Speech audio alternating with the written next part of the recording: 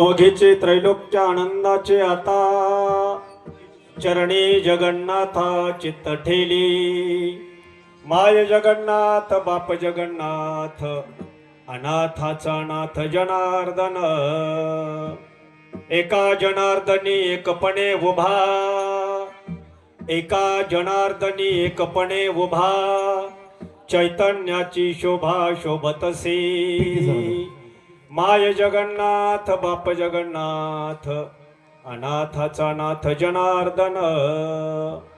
समचरण सरोजम सांद्रणीलांबुदाभं जगननिहित पाणिं मंडनं मंडनानां।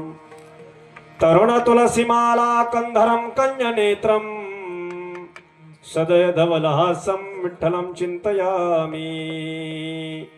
वक्रतुंड महाकाय सूर्यकोटि समप्रभा निर्विघ्नं कुरु मे देव सर्वकार्येषु सर्वदा। महायोगपीठे तटे भीमरथ्यां वरं पुण्डरीकाय दातुं मुनीन्द्रैः समागत्य तिष्ठन्तमानन्दकन्दम् परब्रह्मलिंगं भजे पांडुरंगं। पांडुरंगा करू प्रथम नमन दुसरे चरण संताचिया, दुसरे चरण संताचिया, दुसरे चरण संताचिया। पांडुरंगा करू प्रथम नमन दुसरे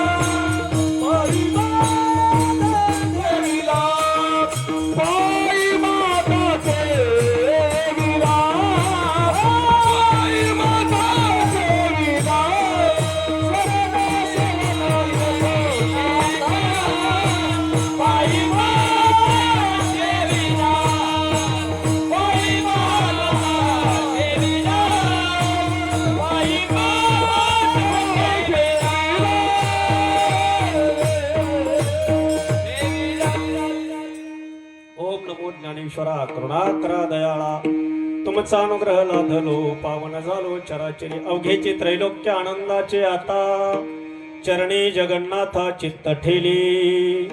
माय जगन्नाथ बाप जगन्नाथ अनाथाचा नाथ जनार्दन। विठ्ठला विठ्ठला विठ्ठला विठ्ठला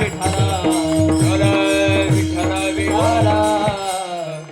अवघेचे त्रैलोक्य आनंदाचे आता चरणी जगन्नाथा चित्त ठेली। माय जगन्नाथ बाप जगन्नाथ अनाथाचा नाथ जनार्दन प्रस्तुत प्रसंगी प्राप्त स्थळी कीर्तन रूपे सेवेकरिता निवडलेला अभंग पैठण निवासी शांती ब्रह्म भगवान महाविष्णूचा अवतार असणारे नाथ बाबांचा सुंदर अभंग आहे. या अभंगाच्या माध्यमातून नाथ बाबा स्वतःला आलेला अनुभव, स्वतःला आलेली अनुभूती या अभंगातून स्पष्ट करतात. महाराज सांगतायत, मला या त्रैलोक्यामध्ये आनंद प्रतीतीला येतो. अवघेचे त्रैलोक्य आनंदाचे आता. त्रैलोक्यामध्ये आनंद प्रतीतीला येतो. त्रैलोक्यामध्ये आनंद प्रतीतीला येण्याचं कारण चरणी जगन्नाथा चित्त ठेली. जगन्नाथाच्या चरणावर त्या ठिकाणी मी माझं चित्त ठेवलं, म्हणून मला त्या ठिकाणी त्रैलोक्यामध्ये आनंद प्रतीतीला यायला लागला. एवढंच नाहीये, तो जगन्नाथ जो आहे तो भगवान परमात्मा आमची आई आहे आणि आमचा बाप आहे. माय जगन्नाथ बाप जगन्नाथ, आमचीच आई आणि आमचाच बाप आहे असं समजायचं कारण नाही. अनाथाचा नाथ जनार्दन, आणि असा माझा भगवान परमात्मा एक रूपानं एका जनार्दनी एकपणे उभा, आणि जे दिसणारं चैतन्य आहे हे त्या भगवान परमात्म्याचं आहे. चैतन्याची शोभा शोभतसे. माय जगन्नाथ बाप जगन्नाथ अनाथाचा नाथ जनार्दन. विठ्ठल विठ्ठल विठ्ठल. अभंग सर्वांचं पाठ आहे.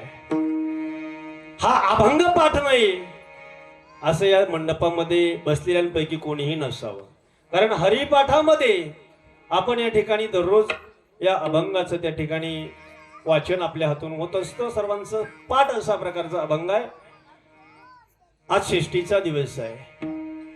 या ठिकाणी श्री क्षेत्र पारगाव भगवान सुद्रिकेश्वर तसेच पराशर ऋषींच्या पदस्पर्शाने पुनीत झालेलं हे क्षेत्र, आणि या क्षेत्रामध्ये या ठिकाणी बुवाजी बुवा महाराजांच्या तसेच खेतमाळीसवाडी नंबर 1 या ठिकाणी जे बाबीर बुवांचं, तसेच या ठिकाणी बोल्लाई मातेचं आणि भगवान ज्योतिबा रायाचं सुंदर अशा प्रकारचं मंदिर आपण मागच्या वर्षी या ठिकाणी बांधलं. या ठिकाणी खूप मोठी वस्ती जुन्या काळामध्ये या ठिकाणी वास्तव्याला होती, परंतु या ठिकाणावरनं सर्व मंडळी वर राहायला गेली, आणि ही जी जागा आहे ही सर्व मंडळींना या जागेचा काहीतरी विनियोग परमार्थ करता व्हायला पाहिजे, काहीतरी चिंतन या जागेवर व्हायला पाहिजे. या उद्देशानं या ठिकाणी या जागेवर सर्वांनी एकत्र येऊन ही जागा दान केली, एक ट्रस्ट बनवलं आणि या ठिकाणी भगवंताची स्थापना केली, आणि या जागेवर या ठिकाणी भगवान परमात्म्याचं चिंतन घडू लागलं. म्हणून खेतमाळीसवाडी नंबर 1 मधील सर्वच भाविक मंडळी सर्वांना या ठिकाणी मी प्रथमतः धन्यवाद देतो. अतिशय सुंदर आयोजन नियोजन आहे या सप्ताहाचं. सर्व मंडळी बहुसंख्येनं या ठिकाणी येत आहेत. काल थोडीशी ती घटना घडली, परंतु तरी देखील आजही त्या दुःखावर मात करून भरपूर समाज या ठिकाणी आजही कार्यक्रमासाठी उपस्थित आहे. असो, या ठिकाणी उत्कृष्ट अशा प्रकारची भोजनाचीही व्यवस्था, अन्नदानाचीही व्यवस्था, भरपूर मंडळी या ठिकाणी अन्नदान करतायत. पर्व काळ आहे आणि या पर्व काळावर सर्व अशा प्रकारची मिळल पडल ती कामं प्रत्येक जण आपल्या आपल्या पद्धतीनं करतोय. यथाशक्तीनुसार दान धर्म त्या ठिकाणी करतायत, आणि सुंदर अशा प्रकारचं या ठिकाणी हे जे नियोजन आहे हे नियोजन करणारी पंच कमिटी तथा आज 5व्या दिवसाची कीर्तनरूपी सेवा माझ्या वाट्याला या ठिकाणी आमचे परमार्थ प्रेमी आदरणीय आपल्या गावचं भूषण सरपंच हरिभक्ती परायण आपले माऊली हिरवे त्यांनी सांगितलं. मी त्यांना सांगितलं, माऊली मी इथं नाहीये, मी थोडंसं ट्रिपला बाहेर होतो, परंतु माऊली म्हटले काही हरकत नाही, पुढे सेवा करा. खऱ्या अर्थाने चढत्या क्रमांकाची ही कीर्तनरूपी सेवा असताना देखील माऊलींना उदार अंतकरणानं संपूर्ण पंच कमिटीनं आज 5व्या दिवसाचं कीर्तन खऱ्या अर्थाने मला गुंफण्याकरता दिलं. हे माझं अहोभाग्य. विठ्ठला विठ्ठला विठ्ठला. कीर्तन सत्संगत करत असताना आदरणीय भीष्माचार्य स्वरूपामध्ये आमचे भरत महाराज आहेत, आमचे गणेश महाराज आहेत, आमची माऊली आहेत. तसंच आवाजाची बुलंद तोप असणारे आमचे दळवी महाराज, दरोडे महाराज, आमचे नावकरी आहेत सचिन महाराज, ही गव्हाणे महाराज आहेत, आमचे दोन्ही चोपदार, वारकरी शिक्षण संस्थेचे सर्व विद्यार्थी, आमचे नवले महाराज आहेत, या ठिकाणी हार्मोनियमचार्य महाराज आहेत. ही सर्वच मंडळी आणि उत्कृष्ट अशा प्रकारची शूटिंग करण्याकरता देखील या ठिकाणी तुम्हालाही अतिशय सुंदर तुमची शूटिंगची व्यवस्था आहे. म्हणजे हा कार्यक्रम यूट्यूबला या ठिकाणी दाखवताय, तुम्हालाही धन्यवाद. आणि अतिशय सुंदर ज्यांची साऊंड सिस्टीम आहे ते आमचे पांडा शेठ या ठिकाणी शिंदे, अतिशय सुंदर अशा प्रकारची साऊंड सिस्टीम आणि आपल्याला सर्वांना प्रसादाचं नियोजन ते करतात, त्यांनाही या ठिकाणी धन्यवाद. विठ्ठला आजचा दिवस षष्ठीच आहे. आज षष्ठी आहे, आज नाथ षष्ठी आहे. भगवंताचं येणं महत्वाचं असतं आणि संतांचं जाणं महत्वाचं असतं. म्हणून आज भारत देशामध्ये जर पाहिलं तर कानाकोपऱ्यामधून सर्व मंडळी पैठण या ठिकाणी नाथांच्या जलसमाधीकरिता या षष्ठीकरिता सर्व मंडळी त्या ठिकाणी उपस्थित आहेत.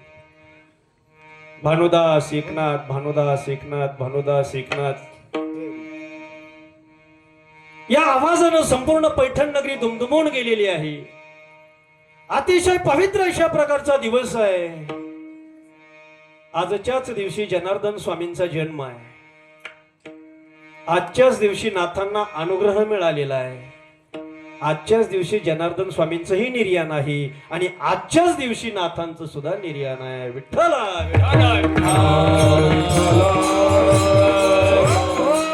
म्हणून अतिशय पवित्र अशा प्रकारची ही स्थिती आहे, तिथी आहे. आणि या पवित्र तिथीवर या ठिकाणी आजची कीर्तन रूपी सेवा आहे. असो, या ठिकाणी महाराज या अभंगाच्या माध्यमातून स्वतःला आलेला अनुभव या ठिकाणी सांगताय, स्वतःला आलेला अनुभव सांगताय. संसारामधला जो अनुभव आहे तो संसारामधला अनुभव इतरांना सांगण्याच्या उपयोगीचा नाही आणि परमार्थामधला जो अनुभव आहे तो इतरांना सांगण्याकरता उपयोगीचा आहे. एवढंच नाहीये, महाराज म्हणतात खऱ्या अर्थाने संसारामध्ये हे आपल्याला अनुभव येतो आणि परमार्थामध्ये हे अनुभव येतो, परंतु संसारातला अनुभव हा सांगण्यास योग्य नाही आणि परमार्थातला अनुभव हा सांगण्यास योग्य आहे. म्हणून संसारातला अनुभव या ठिकाणी व्यक्त न करता परमार्थातला अनुभव नाथबाबा आपल्या समोर व्यक्त करतात. वास्तविक पाहता नाथांचा जर विचार केला तर नाथांचे मूळ पुरुष म्हणजे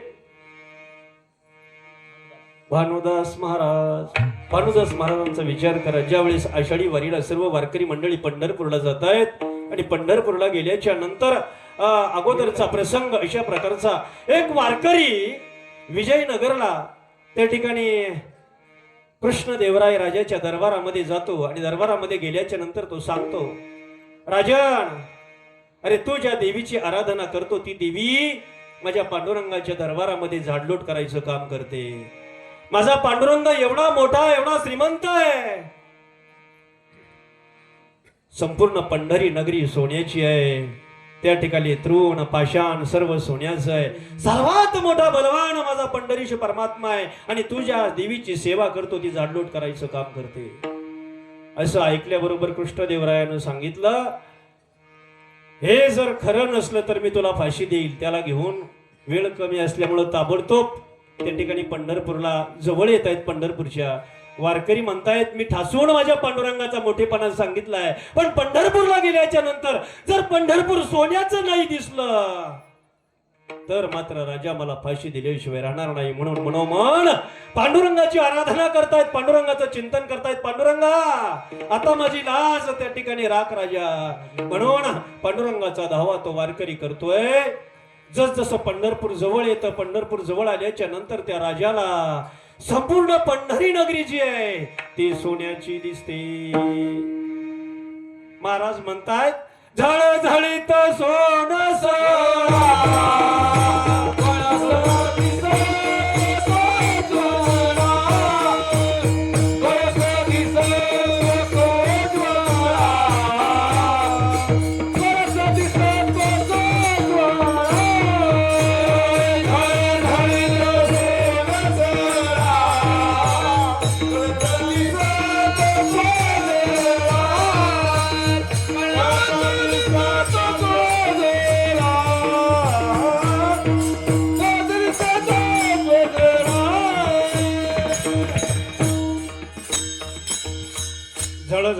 सोनसळा कळस दिसतो सोज्वळा. महाराज सांगतायत सोन्याची पंढरी त्या ठिकाणी राजाला दिसायला लागली.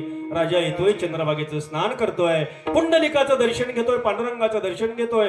पण दर्शन घेत असताना अगोदर विना मंडपामध्ये ज्या देवीची आराधना करतोय ती देवी झाडलोट करायचं काम त्या ठिकाणी करते. राजन म्हणतायत आई साहेब तुम्ही इथं कशा? आई साहेब म्हणतायत राजा हळूच बोल, माझा भगवान परमात्मा झोपलेला आहे. अरे मीच काय, सर्व देवदेवता या ठिकाणी पांडुरंगाचे दास्यत्व करतात. सर्वात मोठा पांडुरंग आहे, म्हणून मी सुद्धा या ठिकाणी पांडुरंगाची सेवा करते. तोही या ठिकाणी आला, तुझ्या जीवाचं कोट कल्याण करून घे पांडुरंगाचं दर्शन करून. बस राजन आतमध्ये जातायत, पांडुरंगाचं दर्शन करतायत आणि आनंद वाटतो पांडुरंगाला पाहिल्याबरोबर. त्या पांडुरंगाला सांगतायत पांडुरंगा तुला आता या ठिकाणी राहता येणार नाही, मी तुला घेऊन जाणार आहे माझ्या बरोबर. तू त्या ठिकाणी विजयनगरला, काही ठिकाणी आनागोंदी असं सुद्धा नाव आहे, तुला यावं लागल माझ्या बरोबर. यावं लागल. सत्ता होती, ताकद होती, पैसा होता. त्या ठिकाणी भगवान परमात्मा यायला तयार झाले. पण देवानं सांगितलं जर माझ्या साधूचा, माझ्या भक्ताचा जर अपमान झाला तर मी ताबडतोब माघारी येईल असं सांगितलं.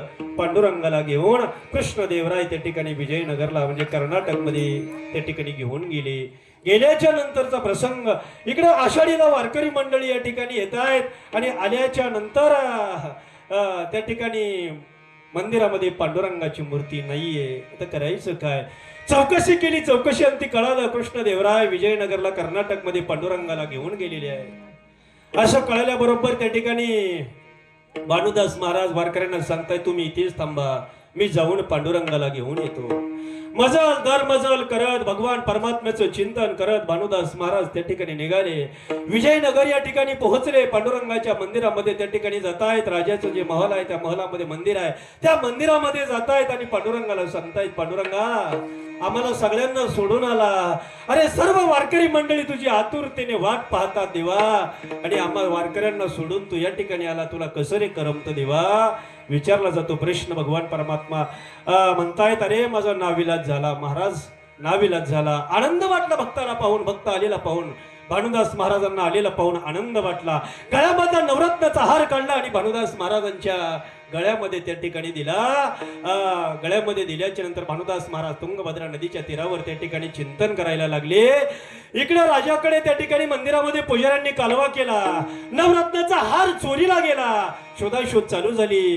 पाहिलं तर भानुदास महाराजांच्या गळ्यामध्ये नवरत्नाचा हार. राजानं त्या ठिकाणी फरमान काढलं सुळावर द्या.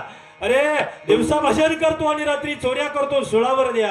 सूळ त्या ठिकाणी तयार केला आणि त्या सुळावर देण्यासाठी भानुदास महाराजांना घेऊन चालले. सुळावर देणार त्यावेळेस भानुदास महाराज भगवंताला म्हणतात देवा अरे मी तुला नेण्याकरता आलो, मी काही अपराध केला नाही, पण देवा ऐक देवा हे आकाश रे, हे आकाश वर पड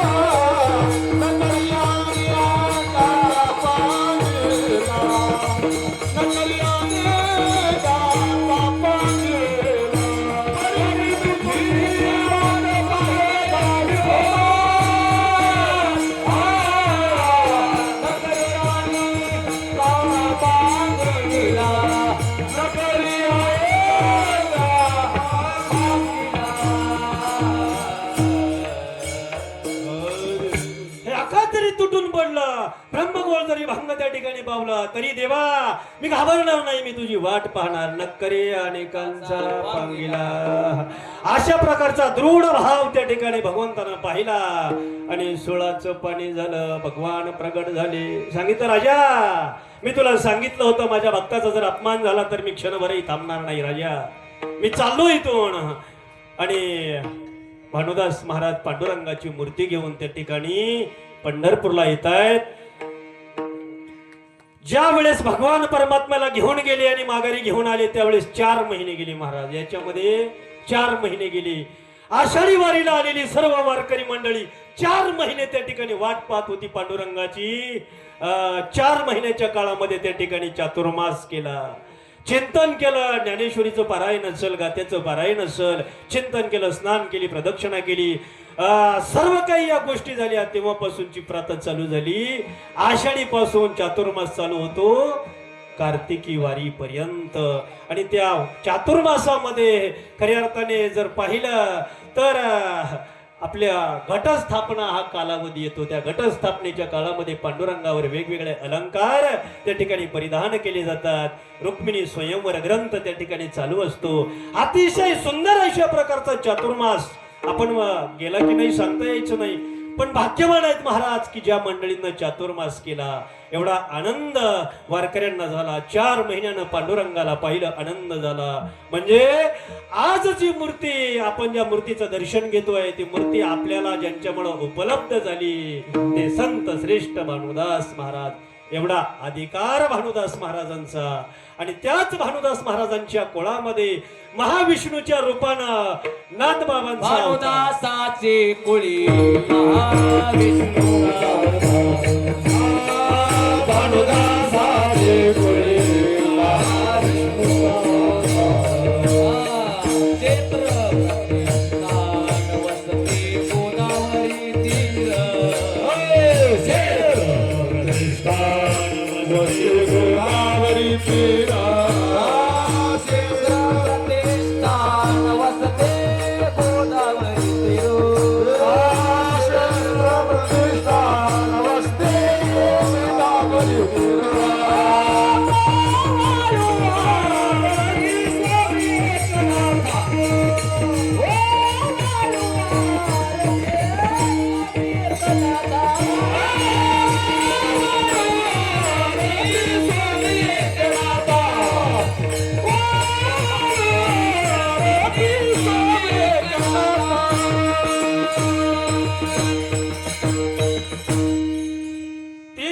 महाविष्णू खाली आले.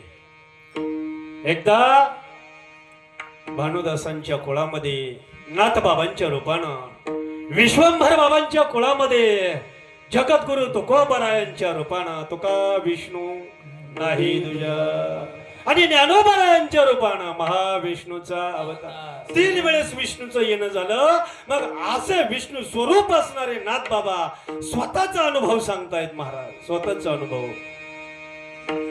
ऐका ना. मी आधीच सांगितलं 2 प्रकारचा अनुभव आहे. संसारातला अनुभव आणि परमार्थातला अनुभव. संसारातला अनुभव सांगताना समाजापुढे मांडला नाही. संसारातला अनुभव मांडला नाही, परमार्थातला अनुभव मांडला. संसारामध्ये बरेचसे अनुभव येतात. संसारात बरीच अनुभव घेऊन म्हातारी झालेली या ठिकाणी मंडळीत. माझ्याही पेक्षा जास्त अनुभव तुम्ही संसारामधला घेतलेला आहे. ऐका ना. संसारामध्ये जसं वय वाढतं तशी किंमत कमी होते का? बर, कमी होते. आणि परमार्थामध्ये जसं वय वाढतं तशी किंमतही वाढते महाराज. ऐका ना. संसारामधला अनुभव, नवरा नवरी लग्न जमत त्यावेळेस जेवढ्या प्रेमानं पाहतात, ऐका ना, लग्न झाल्याच्या नंतर जेवढं प्रेमानं पाहतात तेवढं प्रेम मुलं झाल्याच्या नंतर राहीलच असं काही नाही. आणि जेवढं मुलं झाल्याच्या नंतर प्रेम आहे तेवढं म्हातारपणात राहीलच असं अजिबात नाही. बघा ना. लग्न झाल्याच्या नंतर कसं असतं, दोघं असतात चंद्रमुखी. लग्न झाल्याच्या नंतर चंद्रमुखी. ऐका ना. मुलं झाल्याच्या नंतर सूर्यमुखी.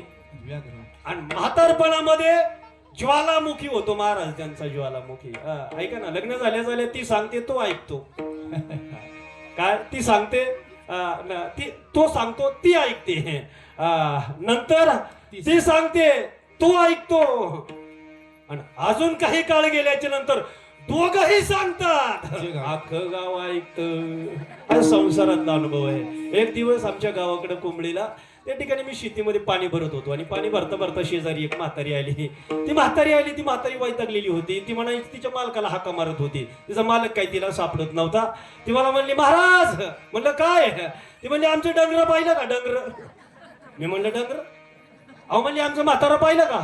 म्हणलं नाही बुवा. अहो म्हणले आमचं डंगर सकाळपासून कुठं उधाळलंय, तपास नाही त्याचा म्हणली. मी म्हणलं 60 वर्ष संसार करून म्हातारपणाला ही दिलेली पावती आहे, ही दिलेली पदवी आहे. संसारामध्ये असंच आहे महाराज, जसजसं वय वाढन तस तसं किंमत कमी होते.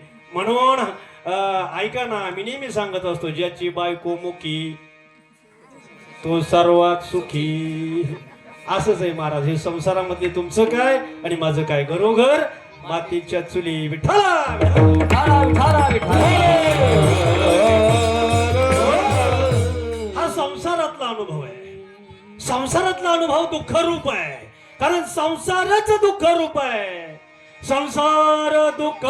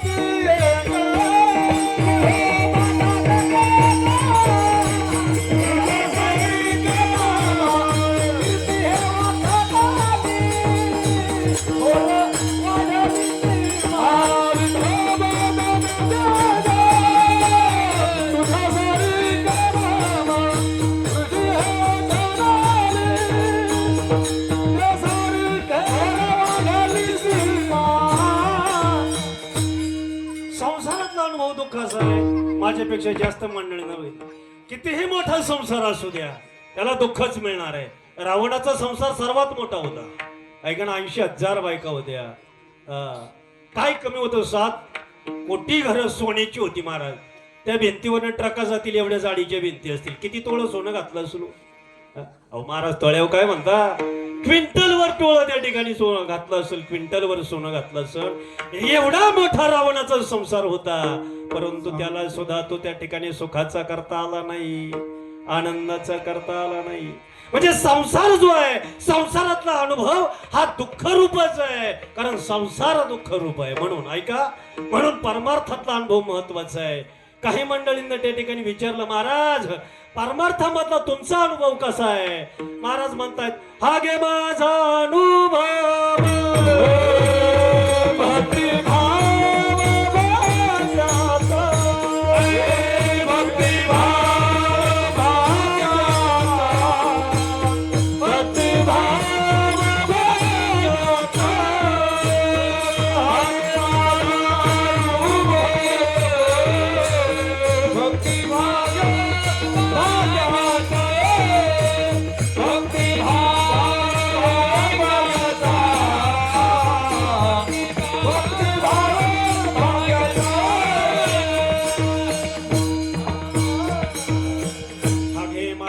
अनुभव महाराज म्हणतायत हा घे माझा अनुभव भक्ती भाव भाग्याचा 3 प्रकारचा अनुभव भक्तीचा अनुभव कशा पद्धतीने भक्तीचा तुम्हाला अनुभव आला कशा पद्धतीने तुम्ही भक्ती केली महाराज म्हणतायत आम्ही आमच्या मनानं भक्ती केली नाही आम्हाला आवडती तशा पद्धतीने आम्ही भक्ती केली नाही आम्ही कशा पद्धतीने भक्ती केली ह्याची थोर भक्ती आवडते देवा जे देवाला भक्ती आवडते ती थोर भक्ती आम्ही केली महाराज म्हणतायत परिणाम काय तुम्हाला प्राप्त झालं महाराज म्हणतायत भक्ती केल्याच्या नंतर साधिले अवीट निज सुख भक्ती केली आणि काय साध्य केलं तर निज सुखाची प्राप्ती झाली म्हणून हा भक्तीचा अनुभव आहे महाराज सांगतायत भक्ती भाव भावाचा अनुभव काय आला महाराज म्हणतायत आम्ही भगवान परमात्म्याच्या चरणावर शुद्ध अशा प्रकारचा भाव ठेवला दृढ अशा प्रकारचा भाव ठेवला परिणाम जन शुद्ध भाव ठेवून देवाची आराधना केली परिणाम त्याला काय मिळालं शुद्ध भाव देखोनिया गाव सोनियाचा दिला वर मते एक आहे दृढ धरावा भाव त्या ठिकाणी दृढ धरला परिणाम खऱ्या अर्थाने आमचं भाग्य जे आहे त्या भाग्याचा उदय झाला महाराज सांगतात हा घे माझा अनुभव भक्ती भाव भाग्याचा आमचा भाग्य उजळले भाग्याता हे कशामुळं आम्हाला अनुभवाला आलं तर आम्ही भक्ती केली हा आमचा अनुभव आहे म्हणून ऐका ना नाथबाबा स्वतःचा अनुभव सांगतायत नाथबाबांचा जर विचार केला तर नाथबाबांचे वडील सूर्यनारायण आणि त्यांची आई रुक्मिणी नाथबाबांचा त्या ठिकाणी जन्म झाला आणि जन्म झाल्याच्या नंतर 3 वर्षाचं वय झालं आणि नाथबाबांचे आई वडील नाथबाबांना सोडून कायमचे निघून गेले नाथबाबांना त्या ठिकाणी लहानाचं मोठं त्या ठिकाणी भानुदास महाराज करत होते नाथांना वाढवत होते पण लहानपणापासून नाथांना भगवान परमात्म्याच्या भक्तीमध्ये आवड होती भगवान परमात्म्याची भक्ती करावी चिंतन करावं आणि अंतःकरणामध्ये एकच इच्छा होती तो जगाचा बाप मला भेटावा आणि तो भेटण्याकरता त्या ठिकाणी गुरु त्या ठिकाणी प्राप्त व्हावा म्हणून सदैव त्यांचं अंतःकरण तळमळत असायचं मला कधी गुरु भेटतील मला कधी गुरु भेटतील नाथ महाराजांचं वय वाढत होतं वय वाढत असताना फक्त गुरुच्या भेटीची आर्त अशा प्रकारची भावना त्यांच्या अंतःकरणामध्ये होती त्या ठिकाणी पैठणजवळ एक धुलेश्वराचं मंदिर आहे महादेवाचं धुलेश्वर महादेवाचं मंदिर आहे आणि त्या मंदिरामध्ये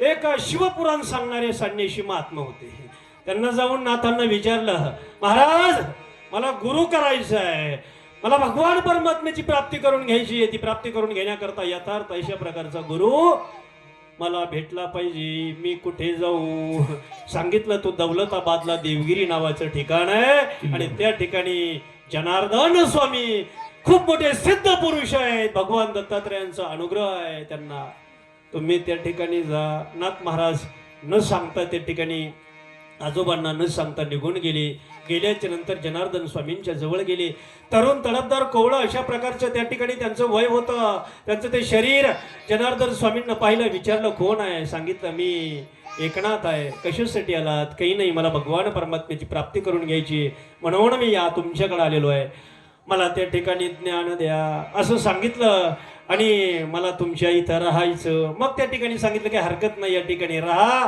काय मिळेल तशा पद्धतीत काम करा आणि राहा अशा पद्धतीनं नाथबाबा त्या ठिकाणी राहू लागले सर्व व्यवहार नाथबाबा सांभाळू लागले कामं करू लागले घरच्या सारखे नाथबाबा कामं करत होते एक दिवसचा प्रसंग आहे एक पावली त्या ठिकाणी एका पावलीचा हिशोब त्या ठिकाणी सापडत नव्हता रात्रभर जागले त्या पावली शोधण्यामध्ये आणि पहाटे त्यांना त्या पावलीचा हिशोब सापडला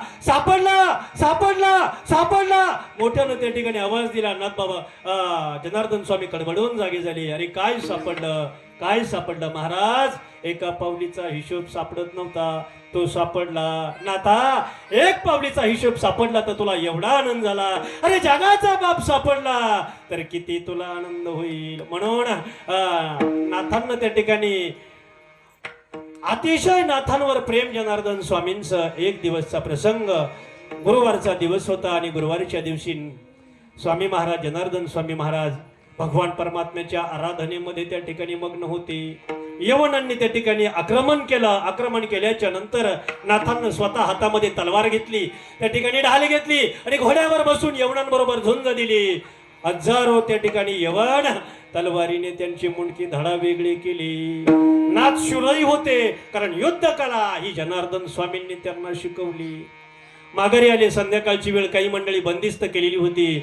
ज्यावेळेस आराधना जनार्दन स्वामींची झाली त्यावेळेस त्यांना सर्व वृत्तांत सांगितला आणि नाथांविषयी अजून प्रेम त्या ठिकाणी अंतःकरणामध्ये जागृत झालं. आणि जनार्दन स्वामींना वाटलं आता नाथांना भगवंताचा साक्षात्कार करून द्यायला पाहिजे. म्हणून त्या ठिकाणी एक टेकडी आहे, काही शूलभंजन पर्वत असं देखील म्हणतायत, काही टेकडीचा उल्लेख करतायत. त्या टेकडीवर, त्या पर्वतावर त्या ठिकाणी एकनाथ महाराजांना घेऊन स्वामी महाराज गेल्याच्या नंतर मलंगाच्या वेशामध्ये भगवान दत्तात्रय त्या ठिकाणी येत आहेत. त्यांच्या बरोबर कुत्री आहे, झोळी आहे, काखे झोळी पुढे श्वान, अशा पद्धतीचे भगवान दत्तात्रय आल्याच्या नंतर जनार्दन स्वामी आणि दत्तात्रय भगवान एकमेकांशी गप्पा गोष्टी करतायत. झोळीमधील तुकडे काढतायत. ते झोळीमधील तुकडे एका खापरामध्ये त्या ठिकाणी कालवतायत, खापराच्या भांड्यामध्ये कालवतायत. कुत्रीचं दूध काढतायत, त्या दुधाचा काला त्या ठिकाणी केला जातोय आणि एकमेकांच्या मुखामध्ये तो प्रसाद, तो ब्रह्मरस, तो काला त्या ठिकाणी घालतायत. नाथबाबांनी पाहिलं, म्हणले अरे अरे अरे अरे, स्वामीजी आहेत, माझे गुरु आहेत, पण कुत्रीच्या दुधामध्ये शिळ्या तुकडे खातायत. वाईट वाटलं, किळस आली एकनाथ महाराजांना. स्वामी महाराज म्हणताय, एकनाथ हा, अरे इकडे ये, हा प्रसाद घे. नाथ म्हटले नको नको स्वामी महाराज, मी सकाळी पोहे खाऊन आलो, मला नाही प्रसाद घ्यायचा. म्हटले मला नाही प्रसाद घ्यायचा, पण गुरुच्या अंतःकरणामध्ये शिष्याचा उद्धार व्हावा ही तळमळ असते. एक घास घेतला आणि स्वतः बळजबरीनं नाथांच्या तोंडामध्ये त्या ठिकाणी तो घास घातला. घास घातल्या बरोबर नाथांना त्या ठिकाणी भाव समाधी लागली. भाव समाधी लागली नाथांना. आणि भाव समाधी लागल्याच्या नंतर भगवान दत्तात्रयांना काही वेळ गेल्याच्या नंतर सांगितलं, स्वामी त्यांची समाधी त्या ठिकाणी उत्थान करा, मोडा, त्यांना जागृत अवस्थेवर त्या ठिकाणी घेऊन या, जागृत अवस्थेवर घेऊन या. समाधी मोडू नये, पण नाथांची मोडायला लावली का? आता जर समाधीचं सुख भोगायला लागले तर जगाचा उद्धार करण्याकरता जी ग्रंथ सामुग्री लिहायची आहे ती सामुग्री लिहिणार कोण? म्हणून त्या ठिकाणी त्यांची समाधी त्या ठिकाणी मोडली. आणि समाधीतून जागे झाल्याच्या नंतर नाथ महाराजांना जनार्दन स्वामींना विचारलं, नाथा तो प्रसाद, तो ब्रह्मरसाचा काला सेवन केल्याच्या नंतर कशा पद्धतीचा अनुभव तुला आला? अवघे चित्रे लोके आनंदाचे आता, अवघे चित्रे लोके आनंदाचे आता.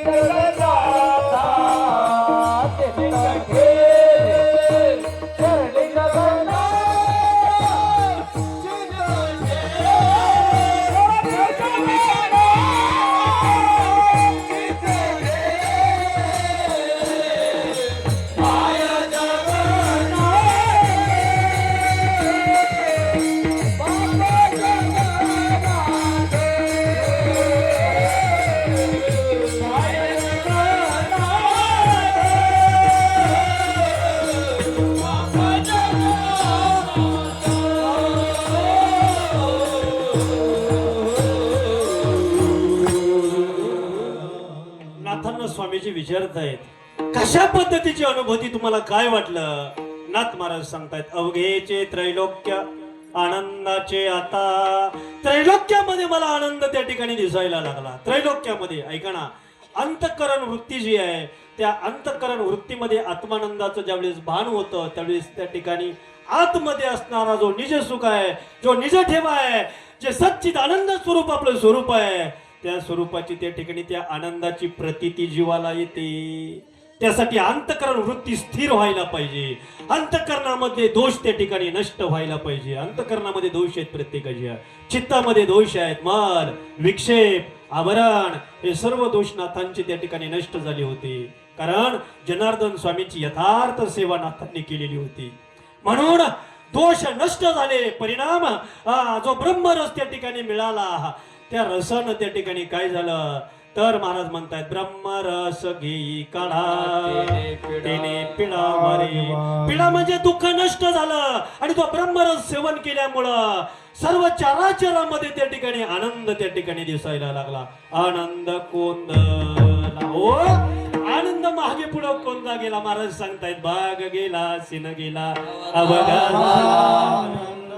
नाही आनंदाशी जोडा. धन्य ही आनंदाची सापडली वेळ.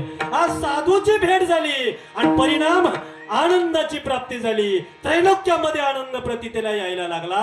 आनंद त्रैलोक्यात प्रतीतीला यायला लागला म्हणजे काय तर चराचरामध्ये भगवान परमात्मा दिसू लागला. म्हणून महाराज म्हणतात अवघेचे त्रैलोक्य आनंदाचे आता का चरणी जगन्नाथा चित्त ठेले. जगन्नाथाच्या भगवान परमात्म्याच्या चरणावर मी चित्त ठेवलं. परिणाम मला त्या ठिकाणी आनंद प्रतीतीला येऊ लागला. म्हणून तो भगवान परमात्मा कोण आहे तर तो भगवान परमात्मा आमची आई आहे आणि तोच भगवान परमात्मा आमचा बापही आहे. माय जगन्नाथ बाप जगन्नाथ माय जगन्नाथ बाप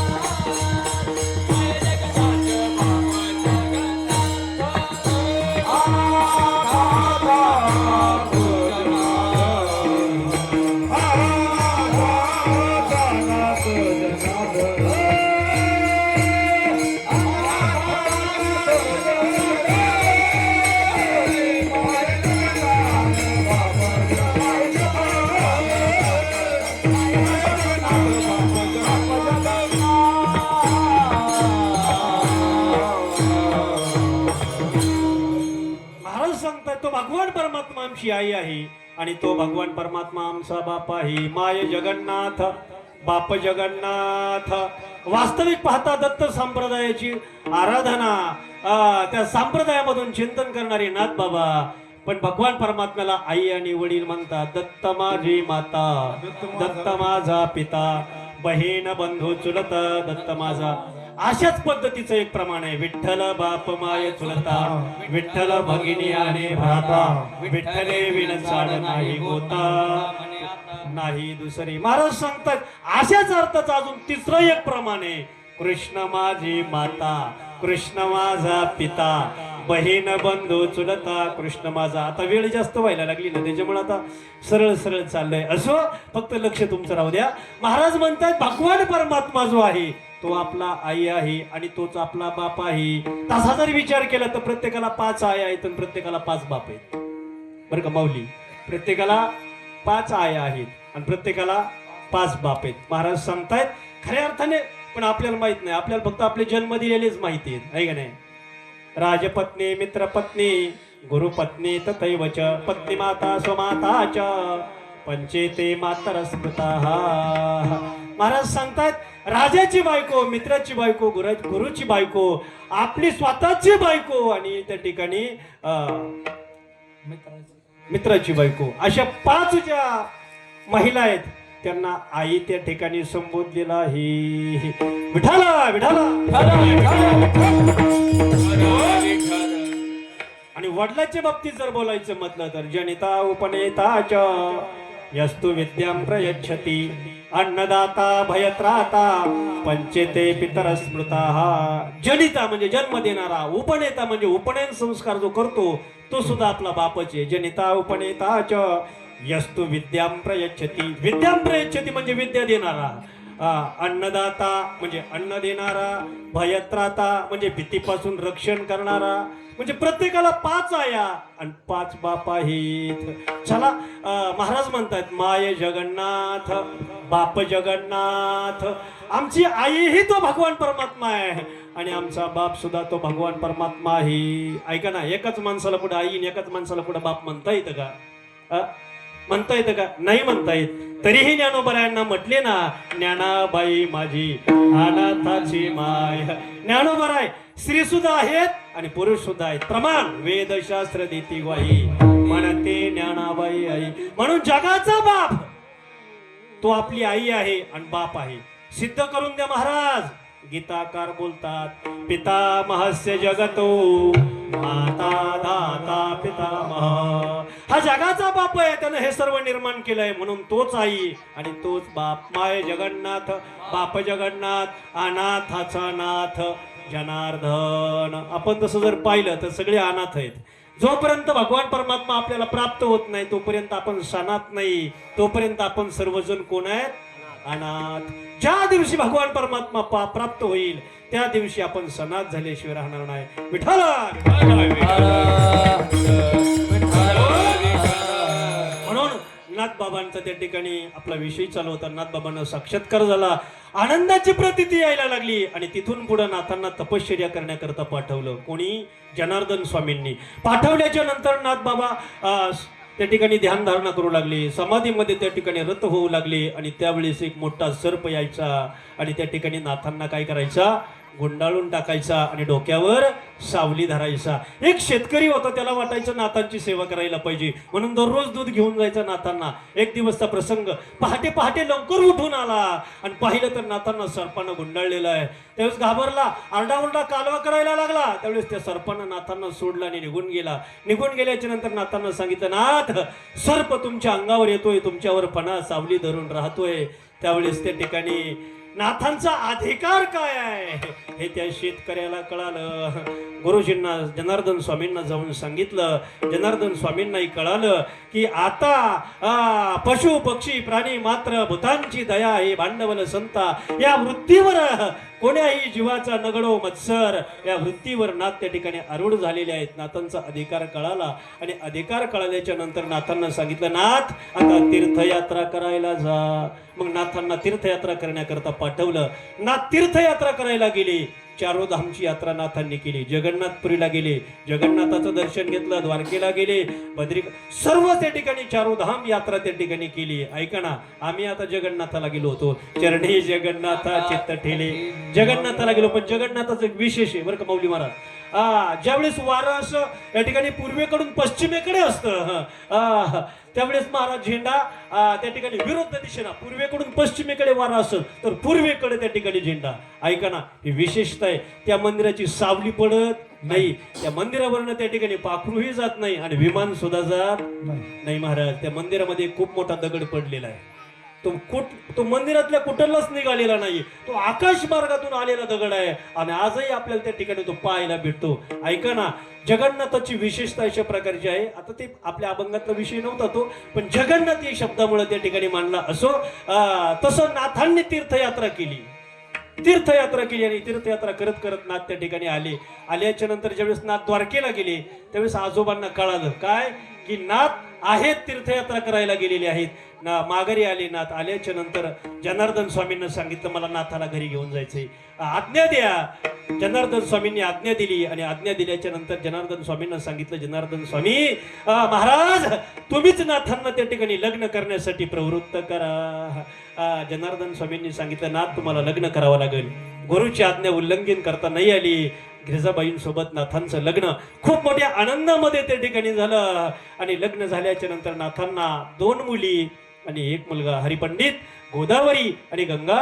अशा पद्धतीनं हे अपत्य नाथांना झाले. गोदावरी जी आहे ती पैठणमध्ये दिली आणि गंगा जी आहे ती कर्नाटकमध्ये दिली. अशा पद्धतीनं नाथांना भावार्थ रामायण असल, एकनाथी भागवत असल, रुक्मिणी स्वयंवर असल, हरिपाठ असल, गाथा असल, हे त्या ठिकाणी लिहून काढलं. प्रकांड अशा प्रकारचा अभ्यास होता नाथांचा. सर्व मंडळी नाथांना त्या ठिकाणी मानत होती.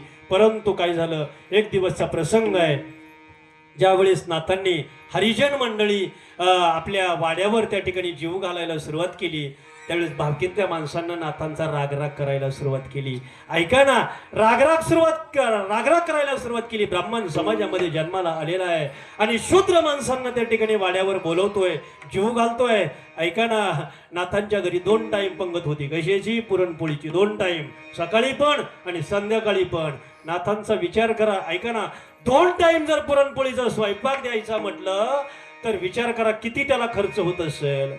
नाथ गुळ वाटायचे, डाळ वाटायचे, गोरगरिबांना अन्नदान करायचे आणि अशी अवस्था होत असताना नाथांवर त्या ठिकाणी 1200 एकर जमिनीचे मालक नाथ होते. पण ती 1200 एकर जमीन या अशा पंक्तीवारी त्या ठिकाणी गेली. महाराज पंक्तीवारी अन्नदानावरी 1200 एकर जमीन गेली. 700 रुपयाचं कर्ज नाथांवर झालं. 700 रुपयाचं कर्ज नाथांवर झालं. सावकाराकडनं कर्ज घेतलं, पंक्तीला त्या ठिकाणी घालण्याकरता काहीतरी पाहिजे. 700 रुपयाचं कर्ज घेतलं आणि गावकऱ्यांमध्ये चर्चा झाली. म्हटले त्या सावकाराला आता तुम्हाला तुमचे 700 रुपये परत भेटणार नाही, कारण नाथाकडचं सगळंच संपलंय. तुम्हाला नाथ देतील काय? तेवढ्या रात्रीचं त्या ठिकाणी जगाच्या बापानं त्या ठिकाणी काय करावं तर नाथांच्या गड्याचं त्या ठिकाणी रूप घ्यावं आणि ते 700 रुपये सावकाराच्या दारामध्ये त्या ठिकाणी निवडून द्यावेत. मी नाथांचा गडी आहे, सेवक आहे, हे 700 रुपये घ्या. अरे जगाच्या बापानं नाथाचं कर्ज मिटवावं. यंकोबाचे ऋण एकोबाचे ऋण पेढी ऋषिकेशी. अशा पद्धतीनं ऐका ना, नाथांचं वागणं, नाथांचं बोलणं अतिशय शांत अशा पद्धतीचं नाथांचं वागणं बोलणं. एक दिवसचा प्रसंग खऱ्या अर्थाने जनार्दन स्वामी निघून गेले. जनार्दन स्वामींचं निर्याण झालं. नाथांना खूप दुःख झालं. दुःख झाल्याच्या नंतर नाथांना जनार्दन स्वामींची दिवसामागे दिवस गेले आणि पुण्यतिथी आली. पुण्यतिथी आल्याच्या नंतर अंबाजोगाईला दासोपंत नावाचे स्वामी त्या ठिकाणी खूप मोठे होते, अधिकार संपन्न होते. भगवान दत्तात्रयांचा अनुग्रह त्यांना होता. त्या दासोपंत स्वामींकडे नाथ महाराज गोकुळाष्टमीला जो सप्ताह करायचा आपल्या गुरूंच्या पुण्यतिथीच्या निमित्तानं, त्या सप्ताहामध्ये तारीख मागण्याकरता गेली. गेल्याच्या नंतर त्या ठिकाणी दासोपंत स्वामी आणि भगवान दत्तात्रय सोंगट्या खेळत होते. सोंगट्या खेळत असताना नाथ आले असं एका शिष्यानं सांगितल्याबरोबर भगवान दत्तात्रय गुप्त झाले. जसे भगवान दत्तात्रय गुप्त झाले तसं या बाबानं सांगितलं दासोपंतानं, अरे काय म्हटले, अधिकार नसणारा महात्मा माझ्याकडे भेटायला आलाय. अरे काय याची अधिकार, काय याची पात्रता. अरे जगाच्या बापानं त्या ठिकाणी हा आलाय कळाल्याच्या नंतर अंतर्धान पावावं, गुप्त व्हावं. अरे हा फुटक्या पायाचा आहे, पांढऱ्या पायाचा आहे, याचा दैव बलोत्तर नाही ते बोलायला सुरुवात केली. नाही ते बोलायला सुरुवात केली आणि त्या ठिकाणी आल्याच्या नंतर सांगितलं, महाराज आमच्या गुरूंच्या पुण्यतिथी निमित्त तुमची एक तारीख पाहिजे. दासोपंत स्वामींनी सांगितलं, माझा असा लवाजमा असतो, आमचं पाकिट खूप मोठं असतं, तुम्हाला सहन होईल का? अवघड आहे महाराज, आता लय अवघड झालंय. सहन होईल का तुम्हाला? सांगितलं पाकिटाची काही काळजी करू नका, पाकिटाची काळजी करू नका, पाकिट सहन होईल. महाराज अशा पद्धतीनं तारीख दिली आणि निघून आले. आल्याच्या नंतर तारखेची ज्या दिवशी तारीख होती त्या दिवशी दासोपंत स्वामी पैठणला आले. आल्याच्या नंतर पाहिलं तर त्या ठिकाणी प्रवचन चालू आहे. हजारो गर्दी सैन ऐकण्याकरता मंडळी बसलेली होती.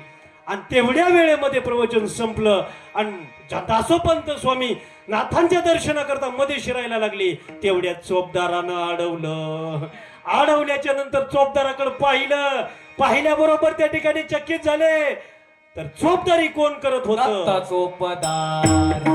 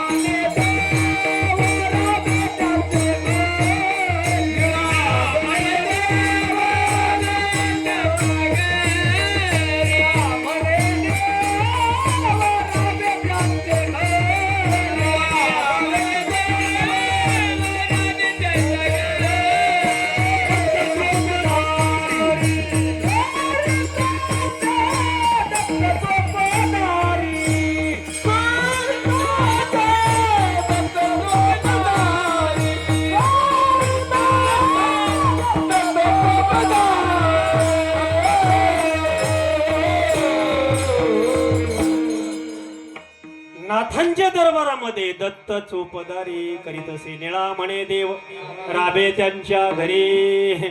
भगवान दत्तात्रय चोपदार की. दासोपंत स्वामी म्हणले तुम्ही चोपदार? आणि ज्यावेळेस नाथ बाबा आपल्या वाड्यावाले भेटायला त्यावेळेस तुम्ही गुप्त का झाले?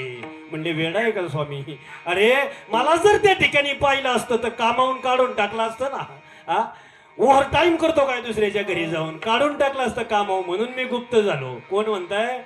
भगवान दत्तात्रय म्हणतात. लाईन मध्ये दर्शन घ्या. ऐका ना, नाथांचा अधिकार त्या ठिकाणी कळाला. अरे जगाच्या बापानं त्या ठिकाणी नाथांच्या घरी काम करावं.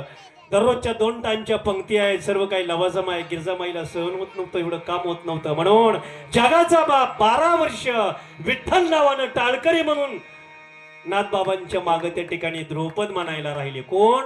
जगाचा बाप विठ्ठल नावाने टाळकरी म्हणून, केशव नावाने भागवत श्रवण करण्याकरता जगाचा बाप राहिला. आणि श्रीखंड्याच्या रूपानं त्या भगवान परमात्म्यानं कावडीनं पाणी वाहिलं आणि सर्व काही चंदन वगैरे उगाळून देण्याचं काम जगाच्या बापानं करावं. चंदन उगाळायचं कोणी? श्रीखंड्यानं चंदन उगाळायचं. कोणासाठी? स्वतःसाठी. आणि नातांकडे द्यायचं, नातांनी श्रीखंड्याला लावायचं. ऐका ना, खूप अशा प्रकारचा कथाभाग आहे. आता आपला वेळ जवळजवळ आटोपत आलेला आहे. म्हणून नाथांचं चरित्र हे 1-2 तासामध्ये होण्यासारखं नाहीये. नाथांचं आगाध अशा प्रकारचं चरित्र आहे. विठ्ठला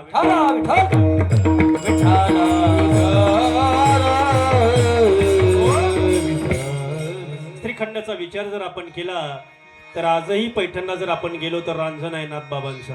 तो रांजण ऐका ना, जगाचा बाप नाजूक सुकुमार मदनाचा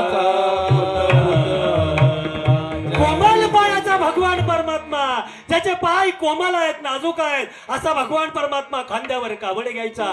रखरखत्या उन्हामध्ये तापलेल्या वाळूमध्ये पाणी आणण्याकरता कावडीनं गंगेवर जायचा आणि कावडीनं पाणी आणायचं आणि रांजणामध्ये ओतायचा. आजही बघा तुम्ही, षष्ठी आणि षष्ठीच्या आदल्या दिवशीपासून सगळी गावकरी मंडळी काय करतात? त्या रांजणामध्ये काय करतात? रांजणामध्ये पाणी टाकतात. पण तो रांजण भरत नाही. ज्या वेळेस भगवान परमात्मा कोणाच्या तरी रूपानं येतो आणि त्या कावडीमध्ये त्या रांजणामध्ये पाणी टाकतो, त्यावेळेस तो रांजण त्या ठिकाणी भरतो. मला सांगायचं का याच्यासाठी? अरे भक्त समागमे सर्व भावे हरे, न सांगता करे सर्व काम. म्हणून आपल्याही घरी भगवान परमात्म्यानं यावं आणि काम करावं असं वाटत असेल तर आपण सुद्धा सर्वांना हाताने टाळे आणि मुखाने त्याचं चिंतन करायचं.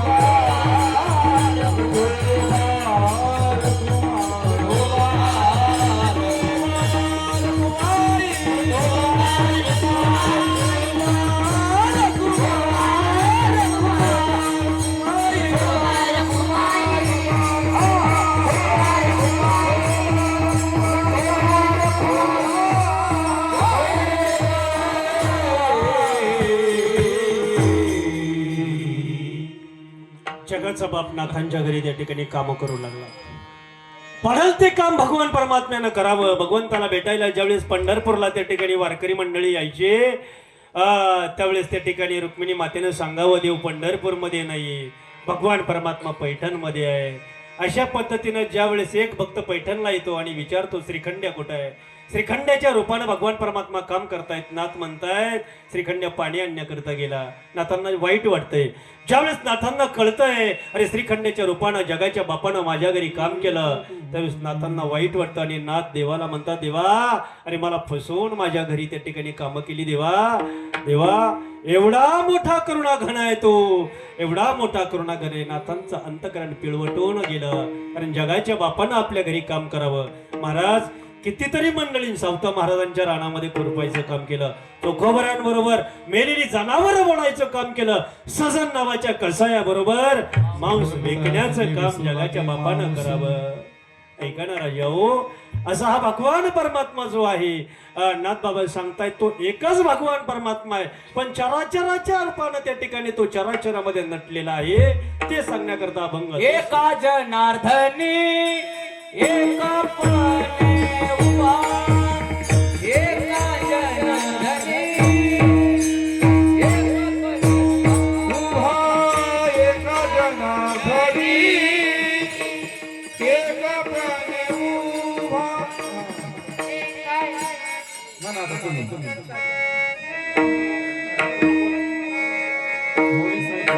एक जनार्दनी एक म्हणे उभा, एक जनार्दनी एक म्हणे उभा, एक जनार्दनी एक म्हणे उभा, एक जनार्दनी एक म्हणे उभा, एक जनार्दनी एक म्हणे उभा, एक जनार्दनी एक म्हणे उभा, एक जनार्दनी एक म्हणे उभा, एक जनार्दनी एक म्हणे उभा.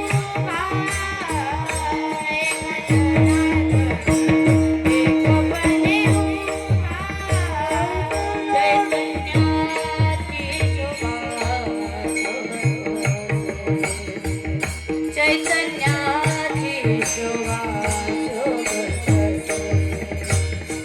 माय जगन्नाथ बाप जगन्नाथ, माय जगन्नाथ बाप जगन्नाथ, चैतन्याची शोभा चैतन्याची शोभा माय जगन्नाथ